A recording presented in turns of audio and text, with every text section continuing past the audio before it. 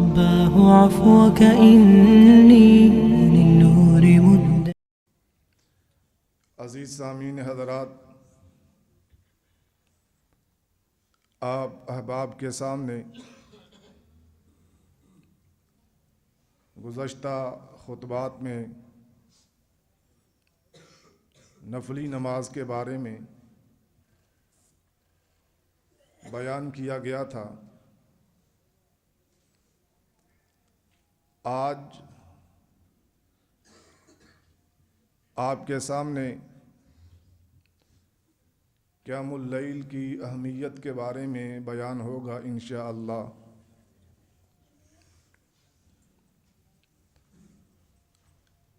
رات کو نماز ادا کرنا، جسے ہم نماز تہجد کہتے ہیں، اس کی بڑی فضیلت ہے۔ نبی کریم صلی اللہ علیہ وسلم نے اپنی امت کو باقاعدہ اس کی ترغیب دی۔ امام مروزی رحمہ اللہ اپنی کتاب فضل القیام والتہجد میں حسن سند کے ساتھ یہ حدیث بیان کرتے ہیں کہ رسول اللہ صلی اللہ علیہ وسلم نے فرمایا: علیکم بقیام اللیل فإنہ دأب الصالحین قبلکم۔ قیام اللیل کا اہتمام کرو، قیام اللیل کو لازم پکڑو، کیونکہ یہ تم سے پہلے صالحین کا طرز عمل ہے۔ جو تم سے پہلے نیک لوگ گزرے ہیں، ان کا طریقہ کار رات کو اللہ کے دربار میں کھڑے ہونا تھا، اور اس کا فائدہ کیا ہے؟ اس کے ذریعے سے بندہ اللہ کا قرب حاصل کرتا ہے۔ یہ گناہوں کا کفارہ ہے اور انسان کو گناہ کرنے سے روک دیتا ہے۔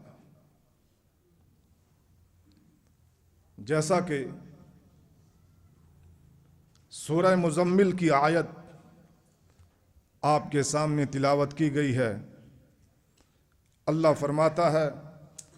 ان ناشئۃ اللیل ہی اشد وطئا واقوم قیلا۔ رات کا نماز کے لیے بیدار ہونا، جاگنا،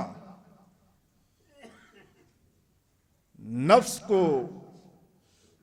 کچلنے کا بہترین ذریعہ ہے اور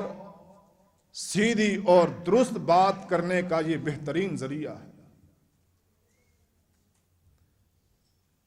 یعنی اگر کوئی یہ چاہتا ہے کہ میں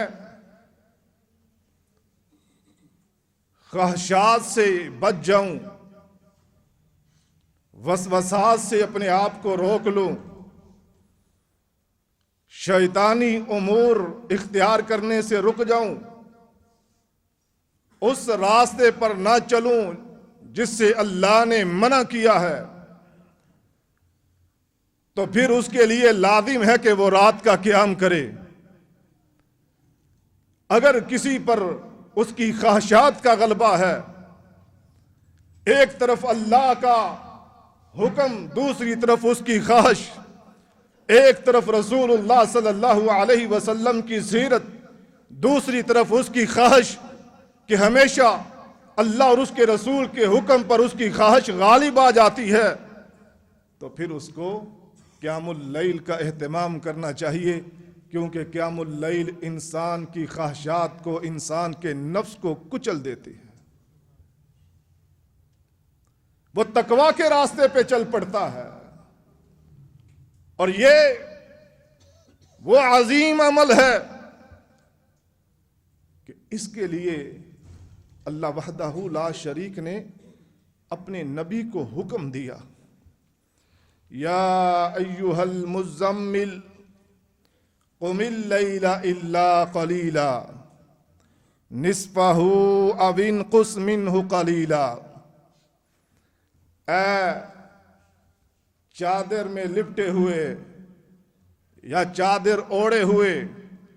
قم اللیل الا قلیلا، رات کو کھڑے ہوئیے، قیام اللیل کیجئے مگر تھوڑا، یعنی ایسا نہ ہو کہ ساری رات ہی آپ قیام میں گزار دیں۔ معنی مفہوم یہ ہے کہ آپ سوئیں بھی، آپ کے جسم کا جو آپ پر حق ہے اس کو ادا کیجئے، لیکن زیادہ حصہ جو ہے وہ اللہ کے سامنے کھڑے ہو کے گزاریے۔ نصفہ او انقص منہ قلیلا، اس سے آدھا یا اس سے مزید کچھ کم کر لیجئے، لیکن قم اللیل الا قلیلا، رات کو بیدار ہونا ہے، رات کو نماز پڑھنی ہے، رات کو قیام کرنا ہے۔ اور پھر نبی کریم صلی اللہ علیہ وسلم اس قدر اس کا اہتمام کیا کرتے، رات کو اللہ کے دربار میں کھڑے ہوتے، آپ کے قدم مبارک سوج جاتے، آپ کے پاؤں پر ورم آ جاتا، پوچھنے والے پوچھتے، اے اللہ کے رسول آپ اس قدر مشقت کیوں کرتے ہیں کہ آپ کے قدم مبارک سوج جاتے ہیں؟ رسول اللہ صلی اللہ علیہ وسلم کا جواب یہ ہوتا تھا، افلا اکون عبدا شکورا، کیا میں اللہ کا شکر گزار بندہ نہ بنوں؟ یعنی جو بندہ اللہ کا شکر گزار بندہ بننا چاہتا ہے تو اسے چاہیے کہ وہ رات کو اللہ کے سامنے کھڑا ہو، رات کو کم سونا یہ اہل ایمان کی علامت ہے۔ اللہ وحدہ لا شریک نے قرآن مجید میں ان کا تذکرہ فرمایا، کانوا قلیلا من اللیل ما یہجعون، کہ اہل ایمان مومن لوگ رات کو بڑا کم سویا کرتے ہیں۔ اور جب نبی کریم صلی اللہ علیہ وسلم نے سیدنا عبداللہ بن عمر رضی اللہ تعالی عنہ سے فرمایا کہ عمر اچھا آدمی ہے، عمر صالح آدمی ہے، اگر وہ رات کو قیام کیا کرے، ان کے بیٹے سالم کہتے ہیں اس کے بعد میرے بابا رات کو بڑا کم سویا کرتے تھے۔ جب نبی کریم صلی اللہ علیہ وسلم نے اپنے صحابی، اپنے ساتھی سیدنا عمر بن خطاب رضی اللہ تعالی عنہ کے بیٹے سے فرمایا کہ صالح آدمی ہے،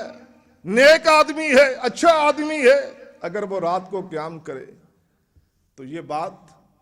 سیدنا عبداللہ بن عمر رضی اللہ تعالی عنہ پر ایسی نقش ہوئی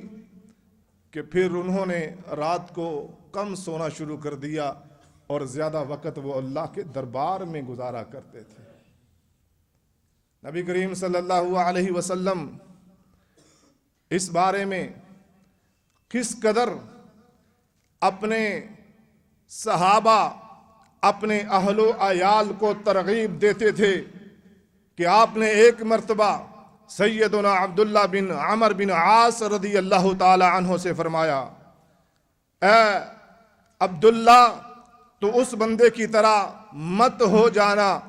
جو قیام اللیل شروع کرتا ہے اور پھر چھوڑ دیتا ہے۔ یوں سمجھ لیجئے یہ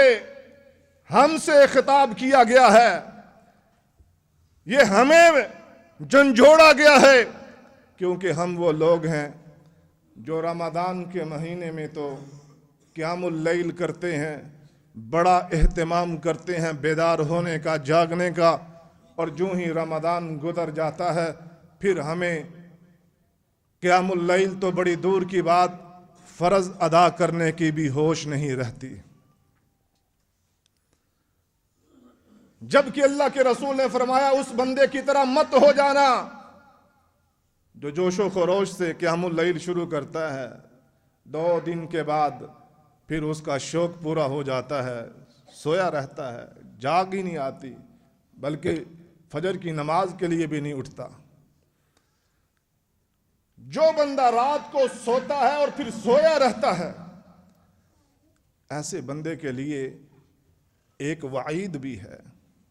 جسے عام طور پہ ہم فجر کی نماز کے ساتھ جوڑتے ہیں، جبکہ کئی علماء اس کو نماز تہجد کے بارے میں، جیسا کہ امام نووی رحمہ اللہ اپنی کتاب ریاض الصالحین میں اسے قیام اللیل کی فضیلت اور اہمیت میں ذکر کرتے ہیں کہ جو بندہ رات کو سویا اور پھر سویا رہا، نماز نہیں پڑھی، شیطان اس کے کان میں پیشاب کر دیتا ہے، یعنی وہ نماز تہجد کے لیے نہیں اٹھتا، قیام اللیل کے لیے بیدار نہیں ہوتا، ایسے بندے کے کان میں شیطان پیشاب کر دیتا ہے اور اس کی گدی پہ گرا لگاتا ہے، اور جب بندہ اٹھتا ہے وہ گرا کھلنا شروع ہوتی ہے، وضو کرتا ہے، دوسری گرا، حتیٰ کہ جب نماز کے لیے وہ کھڑا ہو جاتا ہے وہ ساری کی ساری گریں کھل جاتی ہیں۔ اور ایسے بندے کے بارے میں فرمایا وہ صبح اس حال میں کرتا ہے کہ پاکیزہ نفس ہوتا ہے، بڑا حشاش بشاش ہوتا ہے، اور جو بندہ سویا رہتا ہے اس کا نفس پاکیزہ نہیں رہتا۔ روایت میں آتا ہے خبیث النفس ہوتا ہے اور سارا دن اس کا کاہلی میں گزر جاتا ہے۔ اللہ والو، یہ وہ عظیم عمل ہے کہ اس کو اختیار کرنے کی ضرورت ہے۔ نبی کریم صلی اللہ علیہ وسلم نے فرمایا افضل الصلاة بعد الفریضہ قیام اللیل، فرض نمازوں کے بعد جو سب سے افضل نماز ہے وہ یہ قیام اللیل ہے، اور اس سنت کو ہم نے نظر انداز کر دیا۔